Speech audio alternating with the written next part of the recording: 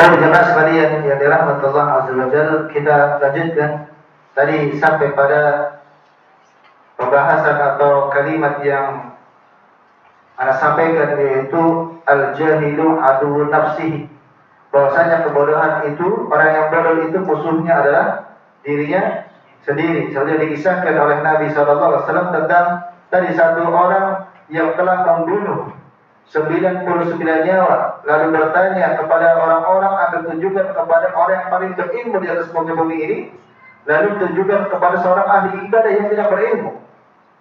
Lalu diceritakan tentang apa yang sudah dilakukan, membunuh 99 nyawa, dan ingin bertobat, apakah tobatnya akan diterima oleh Allah atau tidak? Lalu dia menjawab apa? Tidak akan diterima.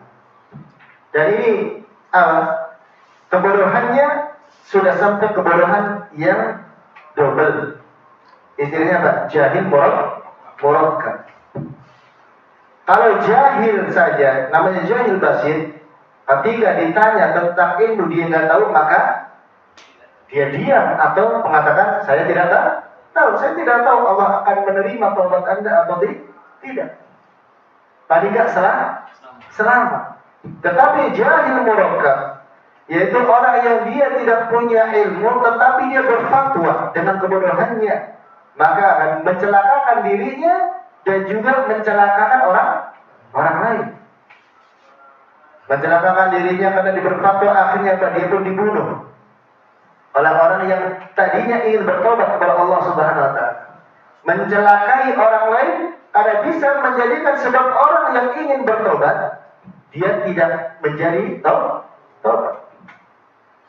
Kalau seandainya Allah tidak mengampuni tobat saya, ya sudah, untuk apa bertobat? Maka lakukan terus membunuh, akan terus membunuh. Yang kemudian dia masih ingin bertobat kepada Allah Subhanahu wa taala, bertanya kembali untuk ditunjukkan kepada orang yang paling berilmu di atas muka bumi ini. Lalu ditunjukkan benar-benar kepada orang yang alim, berilmu, dia tahu Al-Quran, dia tahu Alkitab. Lalu diceritakan bahwasanya dia telah membunuh 100 nyawa dan ingin bertobat kepada Allah Subhanahu wa taala. Apakah Allah akan menerima tobatnya? Nah, tidak ada yang bisa menghalangi antara dirimu dengan taubat. Karena orang alim tersebut dia tahu bahwasanya Allah mengampuni semua dosa. Allah akan menerima taubatnya setiap hamba selagi nyawa itu belum melewati kerongkongan. Innallaha yaqbalu taubatal abdi ma lam yughargir. Sesungguhnya Allah menerima taubatnya seorang hamba ya selagi nyawanya itu belum melewati kerongkongan. Dan juga Allah Subhanahu wa taala masih senantiasa menerima taubatnya seorang hamba selagi matahari belum terbit dari arah barat atau timur? Barat. Timur tiap hari. Ya. Tetapi dengan syarat apa? Harus pindah dari tempat tinggalmu, kampungmu, dan pergilah, menetaplah di satu tempat yang di sana satu kampung itu orang soleh, beribadahlah bersama dengan mereka. Nah, ini jamaah sekalian Allah Subhanahu wa taala, bahayanya kejahilan. Bahaya kejahilan. Ma'lumun anna man da'a an-nasa wa amara bil ma'ruf wa nahaa 'anil munkar fa innahu sayata'arradu lil adha min al-ashrar. Sudah maklum bahwasanya orang yang mengajak orang lain untuk melakukan kebaikan dan menghalangi, mencegah mereka dari kemungkaran, maka dia akan mendapatkan gangguan dari orang-orang yang buruk. Lianna katsiran minan nasi la yuriduna al-khaira. Karena kebanyakan orang enggak menginginkan kebaikan. Lebih banyak orang yang tidak menginginkan kebaikan daripada orang yang menginginkan kebaikan. Bal yuriduna syahawat wal muharramat wal ahwa al batilah. Akan tetapi kebanyakan orang mereka menginginkan hawa nafsu, selera, segala sesuatu yang diinginkan oleh jiwa yang enak-enak, yang diharamkan, kan tabiat jiwa, ya kan? Maunya yang enak-enak, ya enggak? Ya, maunya yang enak-enak, maunya itu, nggak mau capek, ya. Apalagi nuntut ilmu capek, ngafal capek, Pak. Ya kan? Mendingan rebahan. Ya, zaman sekarang ini banyak jadi kaum rebahan. Ya, menuntut ilmu sambil rebahan di HP kan, online, ya kan? Ya kan? Ya, seperti itu. Karena syahwat. Banyak yang ingin enak-enak, yang haram-haram, ya. Dan mengikuti hawa nafsu yang baik. Dan itu memang tabiat jiwa manusia. Inna nafsa la'ammaratun bisu. Sesungguhnya jiwa itu, ya, benar-benar mengajak kepada keburukan. Itu tabiat. فَإِذَا جَاءَ مَنْ يَدْعُوهُمْ إِلَى اللَّهِ وَيَرُدُّهُمْ عَنْ شَهَوَاتِهِمْ فَلَا بُدَّ أَنْ يَكُونَ مِنْهُمْ رَدُّ فِعْلٍ. Maka apabila ada orang yang datang menyeru mereka kepada Allah, berdakwah kepada Allah, lalu apa? Lalu melarang mereka untuk mengikuti syahwat. Jangan ikuti syahwat. Ini haram. Ya. Rokok haram. Nah, aja. Ini haram, ini tidak boleh. Ya. Maka pasti karena orang-orang mereka mengikuti hawa nafsu syahwat, pasti akan ditolak oleh mereka. Ada pertentangan dari mereka. Korupsi misalnya yang paling marak sekarang, ya, orang jujur itu, ya, akan apa? Tersingkirkan. Orang jujur. Itu. Karena banyak kan mayoritas manusia begitu, buruk. Ya. Pada bulan minhum radu fi'lin bil qawli aw bil fi'li. Pasti ada pertentangan dari orang-orang yang mengikuti syahwat, baik dengan apa? Pertentangan mereka dengan ucapan ataupun dengan perbuatan. Contoh Nabi SAW ketika berdakwah, pertama kali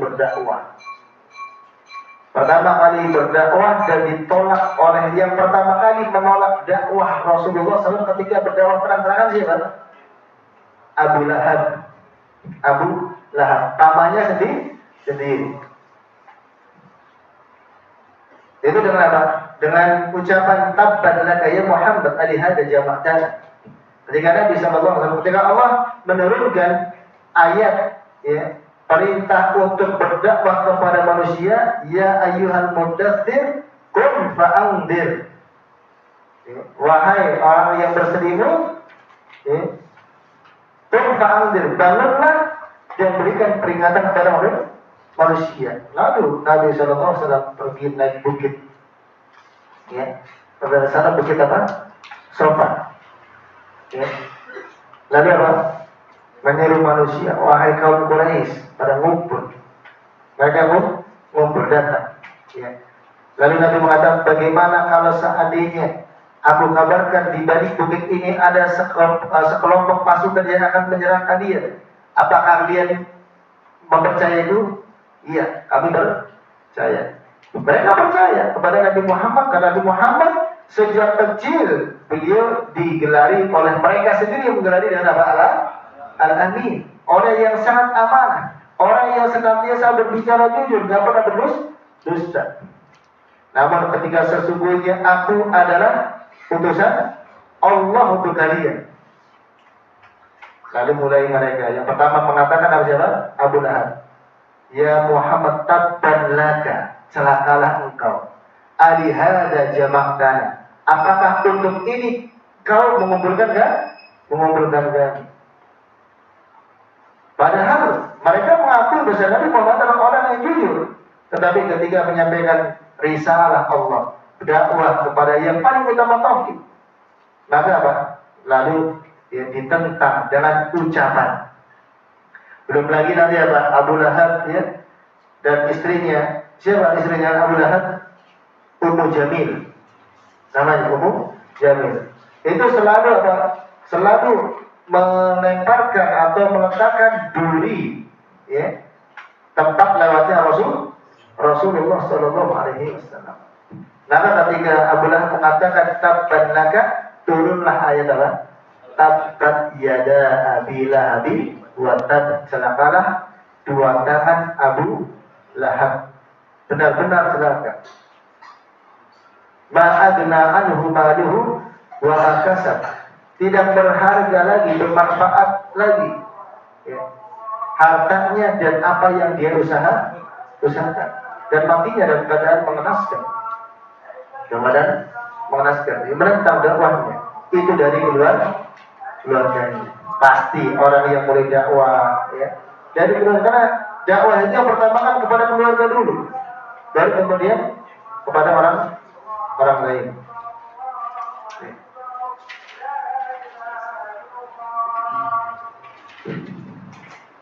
Al-wajibu ala man yad'u ila Allah wa yuridu wajha Allah an yasbira 'ala al-adab. Maka wajib bagi orang yang berdakwah kepada Allah dan menginginkan wajah Allah, ikhlas dan berdakwah, untuk bersabar atas gangguan, atas ujian. Itu sudah pasti, sudah sunnatullah, pasti.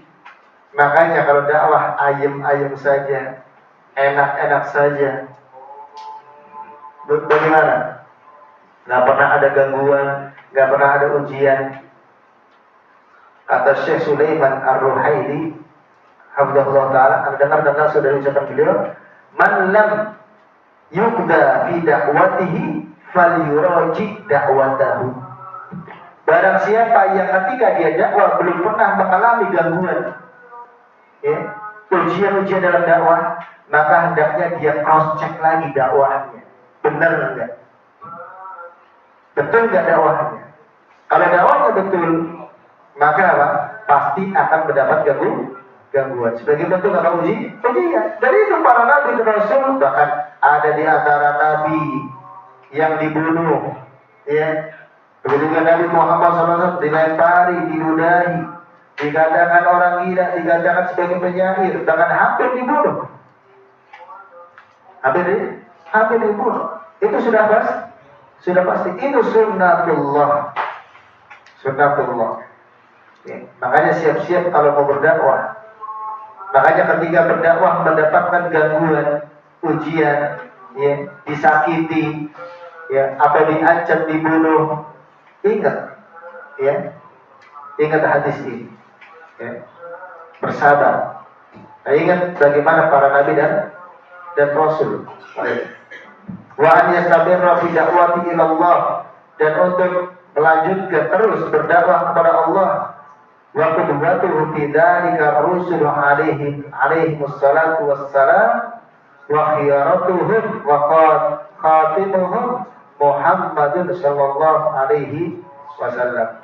Dan qudwah di dalam bersabar ketika berdakwah adalah para rasul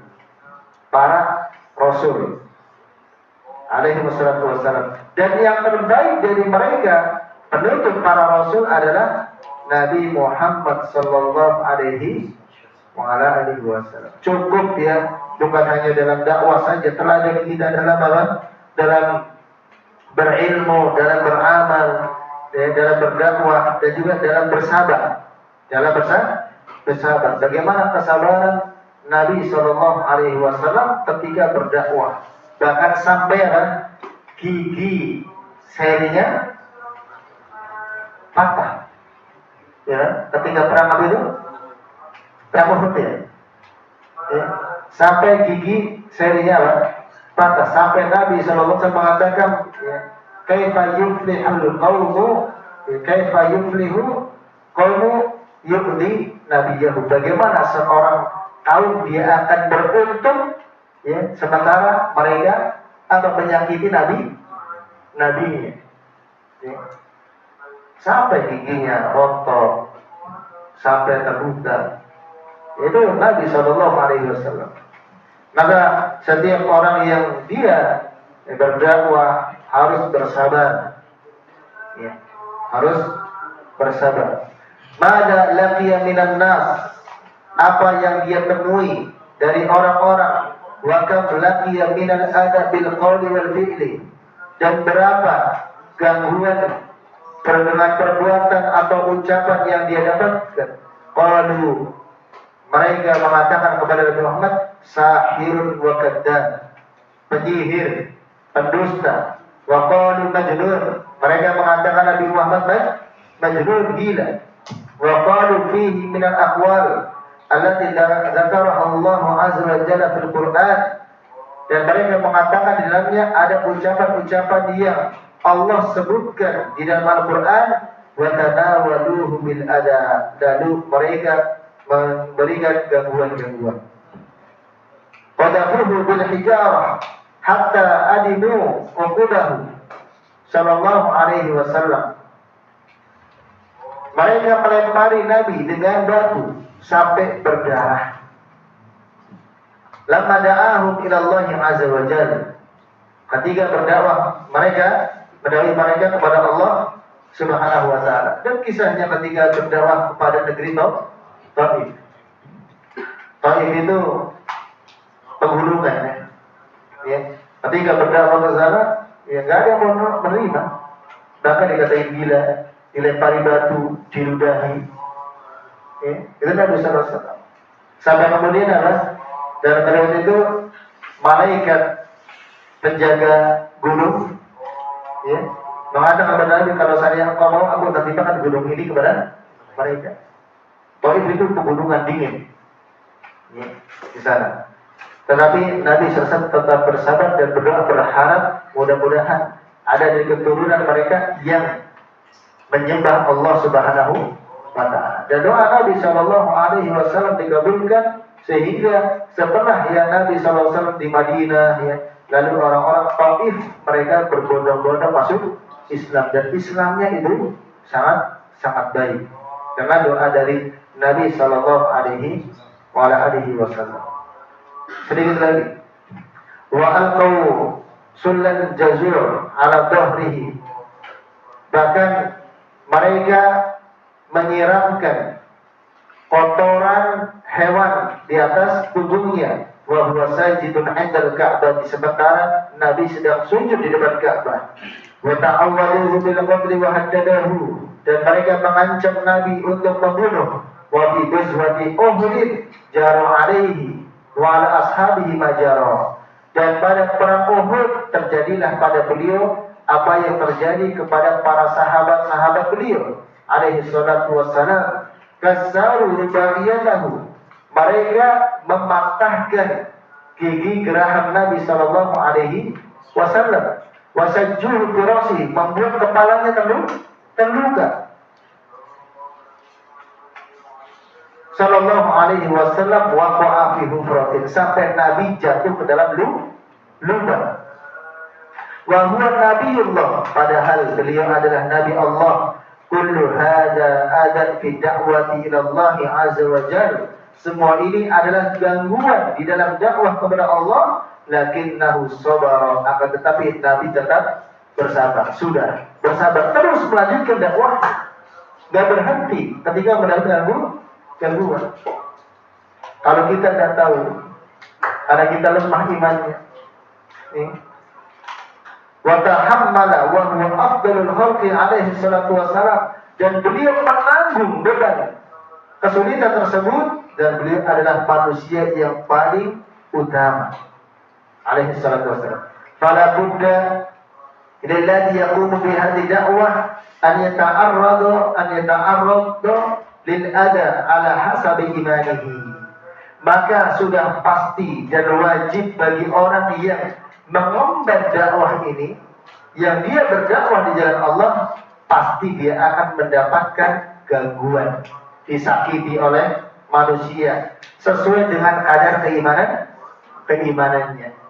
Semakin besar keimanannya, ya, maka semakin banyak gangguannya. Semakin besar musuhnya, semakin besar musuhnya.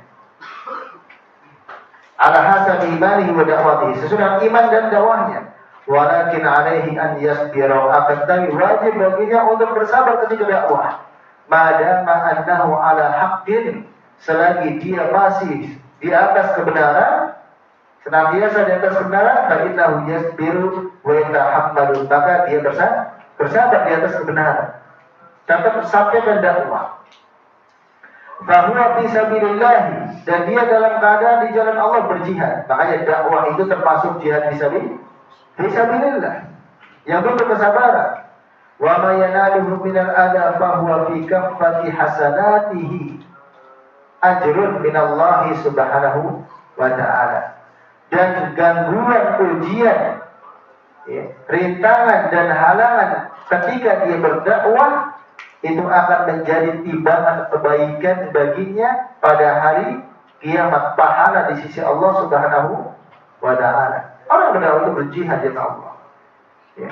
Jihad pasti akan mendapatkan gangguan. Bahkan kalau di jihad di medan perang saja paling tidak luka-luka atau sampai mati syahid. Makanya orang yang berdakwah di jalan Allah maka berjihad fi sabilillah.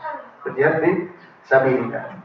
Dan jelaskan oleh Allah Subhanahu wa taala, ini penjelasan dari Syekh Shalih Al-Fauzan hafizahullah taala, yang beliau nanti akan disampaikan dalil oleh Syekh Muhammad bin Abdul Wahhab tentang, ya, 4 kewajiban tersebut yang dalilnya adalah dalam surat Al-Asr, ya. Kewajiban untuk menuntut ilmu, mengamalkan ilmu, berdakwah pada ilmu, bersabar, dalilnya ada pada surat Al-Asr. Wallahu ta'ala, sallallahu ta'ala, kita lanjutkan pada kesempatan yang akan datang. Ada pertanyaan sampai di sini?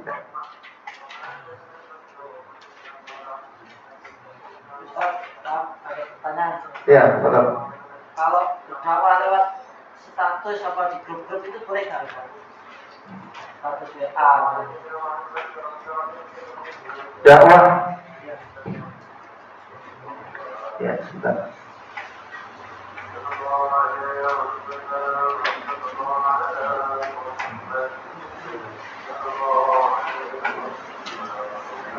Baik. Berdakwah lewat WhatsApp, media sosial, ya, secara umum. Apakah dibolehkan? Ya, tentu dibolehkan. Dibolehkan. Karena wasilah dakwah, ya. Kan jihad itu, kata para ulama itu, berjihad itu bisa berjihad dengan lisan, berjihad dengan tulisan, bisa berjihad dengan harta, bisa juga berjihad dengan jiwa di medan peperangan. Maka di antara salah satu bentuk jihad itu kan berdakwah, ya.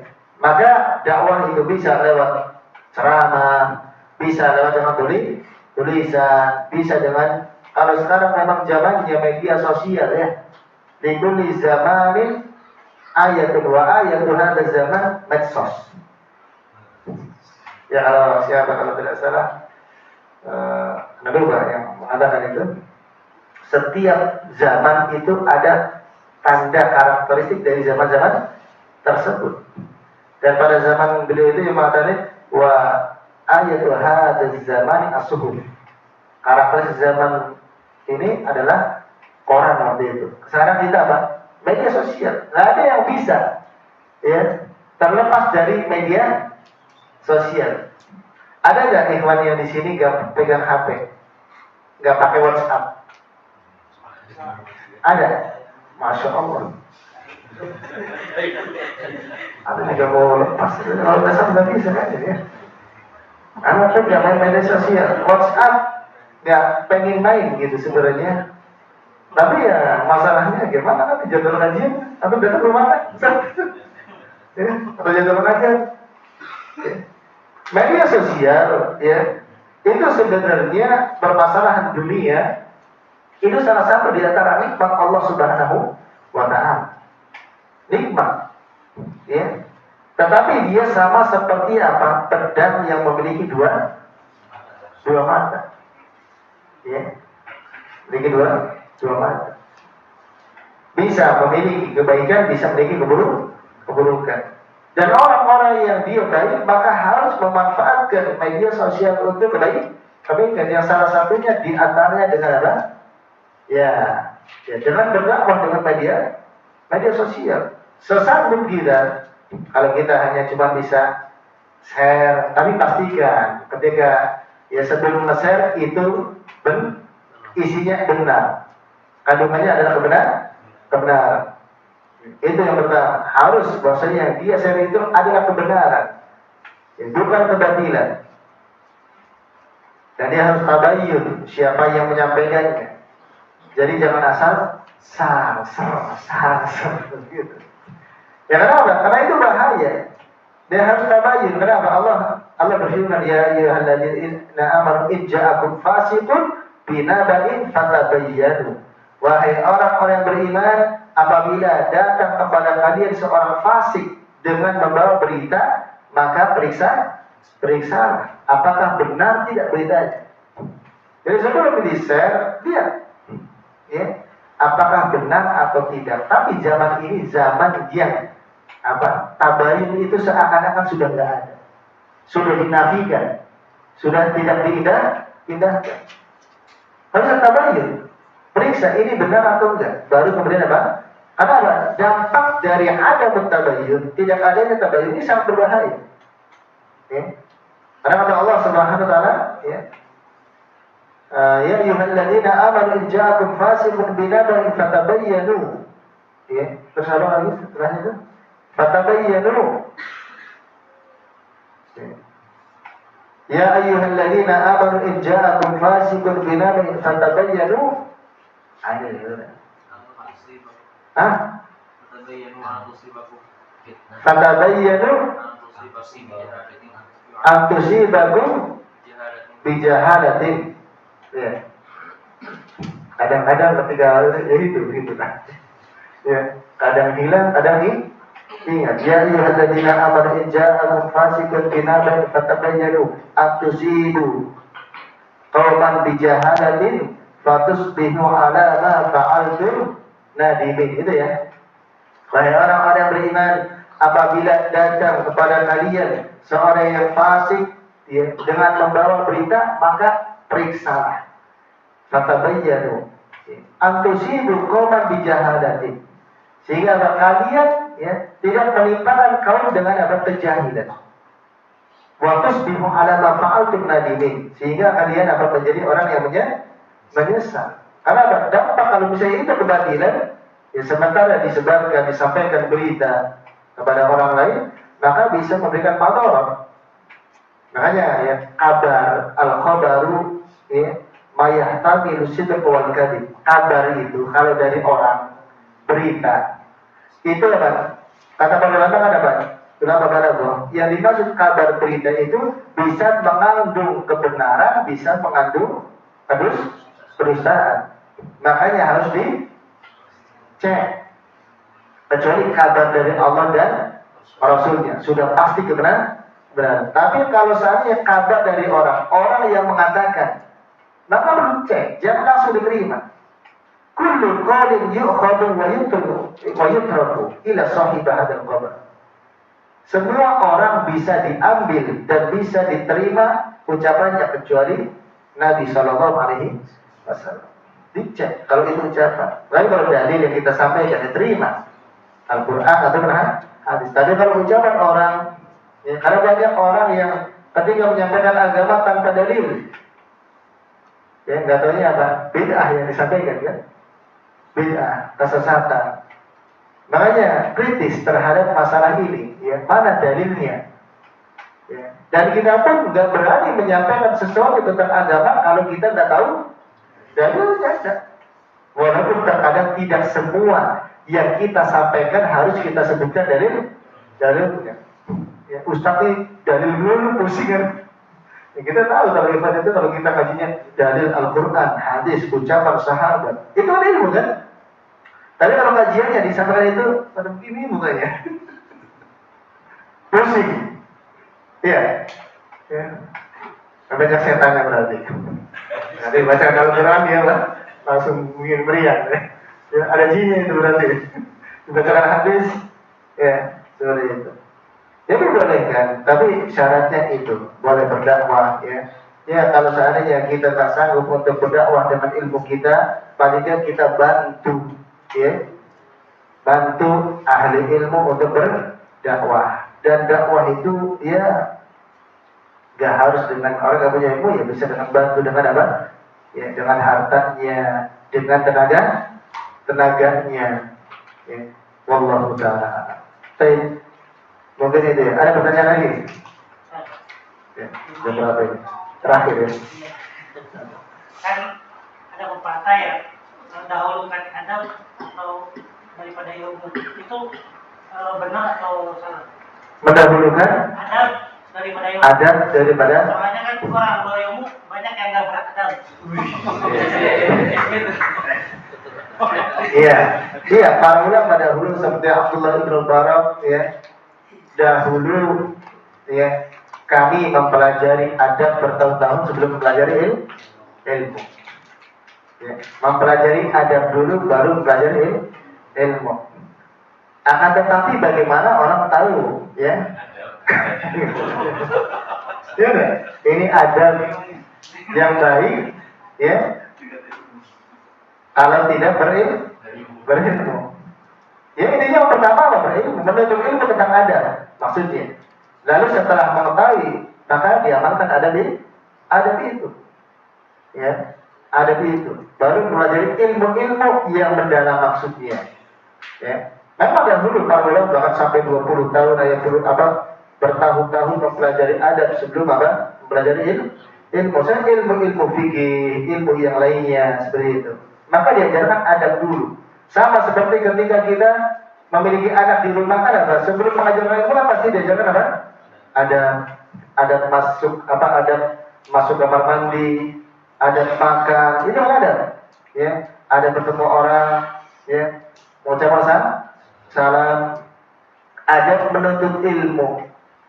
Fikih misalnya. Sebelum menuntut ilmu ada adabnya, ya. Di antara adab yang baik adalah di depan. Iya. Jangan para ulama berlomba-lomba dalam menuntut ilmu di majelis untuk apa? Duduk di depan. Sampai iya, sampai ada ulama ya dahulu menuntut ilmu hadis, ya. Itu apa? Sampai dia nggak mau kencing karena kalau khawatir kencing nanti apa? Dibagi orang lain. Sampai ada seorang ulama dikisahkan dia datang dari Eropa. Ada bisa apa ya dari salah itu? Ketika menceritakan kepada muridnya menuntut ilmu, ya. Karena apa? Karena masalah hujan dia nggak datang. Dia datang ke majelis ilmu. Dahulu ketika dia menuntut ilmu, ya, karena masjidnya atau tempat menuntut ilmu itu sangat berdesak-desakan. Di belakang, kalau dulu kan belum ada speaker ya, belum ada speaker. Ya, kalau sampai di luar, dulu adanya namanya mustamli. Tahu mustamli? Mustamli itu penyampai. Ya, misalnya syekh menyampaikan hadis, ya. Lalu kan karena penuntut ilmu sampai keluar yang keluar itu ada. Maka di tengah itu nanti ada yang mengulangi ucapan syekhnya sehingga nanti yang di belakang adalah dengan mustamli. Nah, mengisahkan sampai ya si syekh ini ketika menceritakan kepada muridnya yang gara-gara hujan aja gak datang dahulu saya menuntut ilmu, ya, karena majelis itu sangat padat sehingga saya nggak bisa masuk ke dalam. Maka pada suatu hari saya berusaha untuk datang pada malam hari ke tempat itu, datang pada malam hari. Namun karena majelisnya belum dibuka, pintu gerbangnya ditutup, dia nggak bisa masuk. Lalu dia dapati ada ada lubang yang ada besinya. Dia mencoba untuk masuk lewat situ, supaya nanti bisa duduk di dalam. Masih kosong, Pak. Ya. Lalu ketika dia sudah masuk lubang, ya, tembok begitu ada besinya, badannya nggak bisa masuk, nggak bisa mundur, sampai kena besinya dan berdarah-darah. Ya. Itu tujuannya untuk supaya hadir di majelis di saf terdepan. Lalu diceritakan dibuka ini bekasnya nih. Sehingga para ulama dahulu berkah ilmunya. Ya. Mereka berlomba-lomba untuk di depan. Kalau sekarang ya wajar berlomba-lomba untuk di belakang. Kalau pembagian apa tuh? Sembako berlomba-lomba di nggak ada tuh yang berlomba-lomba. Monggo silakan di depan. Ya. Tapi kalau seandainya dalam masalah ilmu pasti. Nah ini kan menunjukkan apa? Menunjukkan apa? Kemunduran semakin jauh dari apa masa Nabi SAW, ilmu itu semakin jauh, semakin jauh. Ya. Nah, dipelajari adab-adabnya dulu, ya, duduk yang rapi, ya, jangan selonjoran kakinya diselonjorin gitu kan. Ya, sila, kuat tidak, ya, berjam-jam misalnya, ya, baru setengah jam aja sudah, ya kan? Ya. Kita dahulu ya sama Syekh Hamid Akram Al-Bukhari di Wadi Mubarak, ya, daurah sama Sahih Bukhari, Sahih Muslim, Sunan Tirmidzi, Abu Dawud itu berapa hari? Sekitar 10 hari dari ba'da subuh sampai jam 9 malam duduk di masjid. Ya tapi ada jeda, ada sholat, ya kan? Tapi duduk berjam-jam. Ya, kalau pegel ya kalau ngantuk ya suruh berdiri. Tetap sambil nyimak. Karena daurahnya daurah sama menunjukkan hadis nanti dapat apa? Ijazah sana. Ya. Karena kalau misalnya yang ngantuk ya suruh bangun atau sambil jalan supaya mengenal ngantuk. Karena kalau terlewatkan maka dia nggak bisa mendapatkan hadis tersebut dengan sanad yang lengkap. Ya, ada faul namanya. Itu yang pegel, Pak. Ya, pegel. Tetapi kalau dibiasakan menjadi biasa. Dan dulu waktu daurah di Masyayikh itu, daurah di Malang di Mojokerto itu, kan setiap tahun ada. Kita daurahnya itu udah pakai kursi, meja, walaupun duduknya kan ya paling sejam 2 jam. Dulu pegel awalnya, ya pegel kok. Ya. Tetapi setelah ikut daurah yang berjam-jam itu duduk di sila ini, ya, ikut daurah yang itu jadi kok ringan gitu kan. Kalau ini ringan, karena nggak biasa saja. Ya. Kalau terbiasa duduk, ya, maka akan terbiasa. Kalau terbiasa nyender, nanti ketika duduk bersila, betul nggak kuat, ya nggak? Seperti itu. Faktor U kan. Faktor U. Ya Pak, para ulama dahulu juga, ya, bukan masalahnya U-nya, tetapi apa? I-nya. Ya nggak? Maka I-nya. Para ulama dahulu, ya, untuk mencari satu hadis sahabat, kalau tidak salah Jabir bin Abdullah, mencari satu hadis, ya, dia beli satu ekor kuda untuk menempuh satu perjalanan, 1 bulan perjalanan ke Syam dari Madinah ke Syam untuk satu hadis saja. Makanya Imam Malik selalu mengatakan apa? Ketika Imam Malik pada zaman waktu itu, ya, diminta oleh Harun Ar-Rasyid untuk datang ke rumahnya, ke istananya, mengajarkan anaknya Amin, Al-Amin atau Al-Makmud, mengajarkan ilmu, ya, Imam Malik tidak mau. Beliau mengatakan al-ilmu yu'ta walaya, ya, ilmu itu didatangi dan ilmu itu bukan datang. Hanya harusnya antum datang ke tempat anak. Iya, bukan ada yang datang. Iya kan Imam Malik gitu. Sama ya, harusnya datang. Ya. Sekarang al-ilmu ya'ti wala yu'ta. Ilmu datang tapi enggak datang. Iya kan?